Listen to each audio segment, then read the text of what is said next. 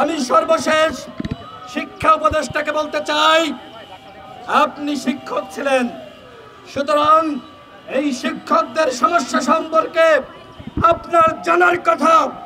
যদি এই শিক্ষকদের সমস্যা আপনি সমাধান করতে না পারেন তাহলে স্বেচ্ছায় পদত্যাগ করেন। পদত্যাগের দাবিতে স্লোগান দিচ্ছে সিআর আপনার আর নাই দরকার।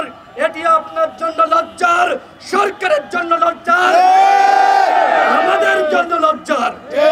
যদি আপনার লজ্জা থাকে তাহলে এই দাবি আপনি মেনে নিন, অন্যথায় নির্লজ্জের মতন যদি আচরণ করেন, চুপ থাকেন, তাহলে এই শিক্ষকরা তারা যে আন্দোলন করছে, তারা যে বক্তব্য দিচ্ছে, আমরা কিন্তু এর দায় নিতে পারবো না।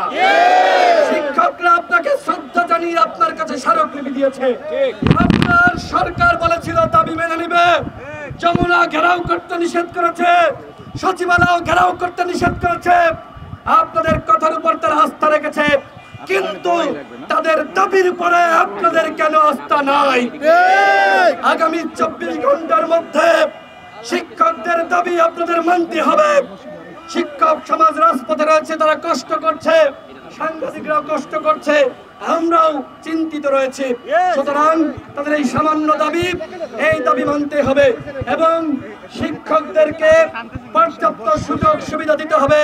দুর্নীতিবাজরা আজকে লুটপাট করে খাচ্ছে, শিক্ষকরা কোনো দুর্নীতি করে না। আজকে ন্যায্য দাবি নিয়ে আন্দোলন করছে, এই ন্যায্য দাবির সাথে আমরা রয়েছি। ইনশাআল্লাহ আপনাদের বিজয় হবে এবং যতক্ষণ না পর্যন্ত বিজয় হচ্ছে আমরা আপনাদের সাথে রয়েছি। আপনাদের সকলকে ধন্যবাদ।